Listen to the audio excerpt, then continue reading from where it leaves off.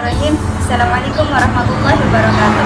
Alhamdulillah nahmaduhu wa nasta'inuhu wa nastaghfiruh wa na'udzu billahi min syururi anfusina wa min sayyi'ati a'malina may yahdihillahu fala mudilla lahu wa may yudlil fala hadiya lahu. Asyhadu an la ilaha illallah wahdahu la syarika lahu wa asyhadu anna Muhammadan abduhu wa rasuluh. Amma ba'd. Saya Erina Aulen Pangesti, NIM 2020 0301 0501 dari Fakultas Usuluddin Adab dan Dakwah, Program Studi Ilmu Al-Quran dan Tafsir kelas A. Di video kali ini saya akan menjelaskan bagaimana cara pelaksanaan ibadah haji. Ibadah haji merupakan salah satu rukun Islam yang kelima. Ibadah haji dilaksanakan dalam 1 tahun 1 kali dengan cara dan ketentuan yang ditetapkan oleh Islam. Ibadah haji berasal dari bahasa Arab, yakni hajan, yang artinya berkunjung ke tempat yang agung. Sedangkan arti istilah haji adalah berziarah ke tempat-tempat tertentu dalam waktu-waktu tertentu untuk melaksanakan amalan-amalan tertentu dengan niat beribadah kepada Allah Subhanahu wa Ta'ala. Definisi tempat tertentu yaitu berkunjung ke Baitullah, Padang Arafah, Musdalifah, dan Mina. Dan definisi untuk waktu tertentu yaitu dilaksanakan di bulan Zulhijjah.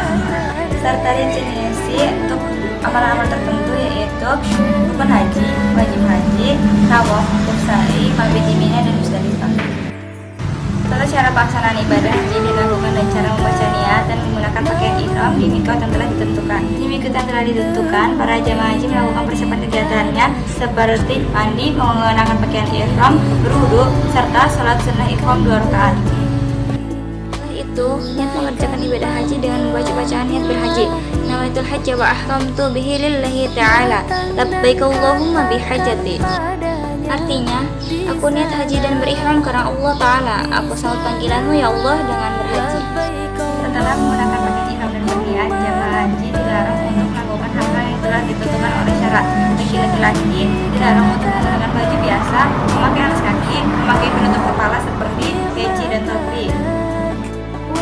Sedangkan larangan bagi wanita dilarang menggunakan tas tangan dan memakai penutup muka. Sementara larangan yang berlaku secara bersamaan bagi pria dan wanita yakni memakai wangi-wangian, memotong kuku, mencukur atau mencabut rambut, berburu atau mematikan binatang apapun, menikah, menikahkan atau meminang wanita untuk dinikahi, permesraan atau berhubungan intim, mencaci, bertengkar atau mengeluarkan kata-kata kotor serta memotong tanaman di sekitar Mekah. Jamaah menuju Masjidil Haram di Mekah dan dianjurkan memperbanyak ucapan kalimat talbiyah. Adapun bacaannya yaitu labbaik Allahumma labbaik, labbaik la syarika lak labbaik, innal hamda wa ni'mata laka wal mulk la syarika lak. Yang berarti aku penuhi panggilanmu ya Allah, aku penuhi panggilanmu, tidak ada sekutu bagimu.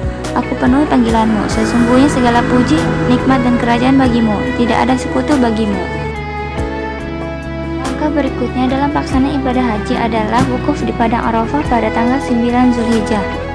Wukuf dimulai setelah matahari tergelincir sampai terbit fajar pada hari nahar atau hari penyembelihan kurban tepat pada tanggal 10 Zulhijjah.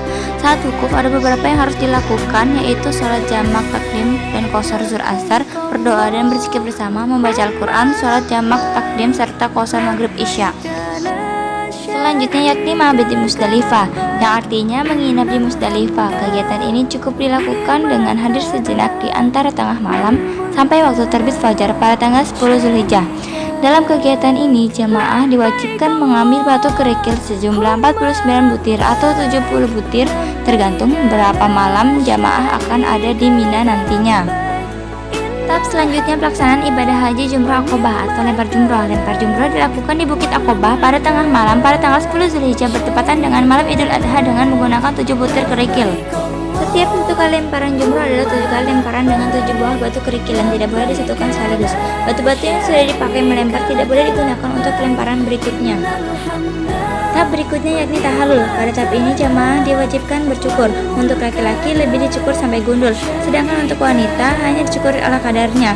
Setelah tahalul boleh memakai pakaian biasa dan melakukan semua perbuatan yang dilarang selama ihram. Tahapan selanjutnya yaitu tawaf ifadah. Sebelum masuk Masjidil Haram, jamaah dianjurkan untuk berwudu terlebih dahulu. Jamaah boleh masuk Masjidil Haram lewat pintu mana saja, tetapi dianjurkan mengikuti contoh Rasulullah SAW yang masuk melalui pintu Babus Salam atau Bani Sayyibah. Saat masuk Masjidil Haram disarankan untuk mengucapkan doa Bismillah wassalatu wassalamu ala rasulillah Allahumma ftahli abwaaba birahmatik.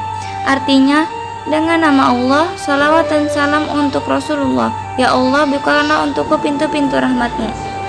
Dalam pelaksanaan tawaf, pada putaran tawaf ketiga jamaah pria dianjurkan untuk berlari-lari kecil, sedangkan pada putaran 4-7 jamaah dianjurkan dengan jalan biasa. Sepanjang tawaf, baca doa saat berada di antara rukun Yamani dan Hajar Aswad.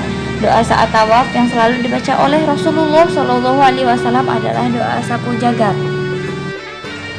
Sesudah tawaf, tahap selanjutnya yakni sa'i yang dimulai dari Safa ke Marwah.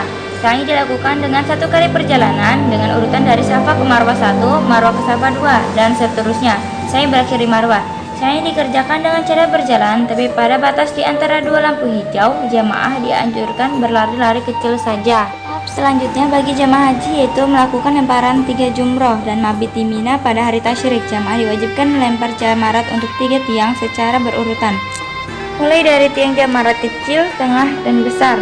Masing-masing tiang dilempar dengan 7 batu. Terakhir itu tawaf wada. Tawaf wada merupakan tawaf perpisahan setelah menyelesaikan seluruh ritual haji untuk meninggalkan Mekah dan kembali ke negaranya masing-masing. Itulah pemaparan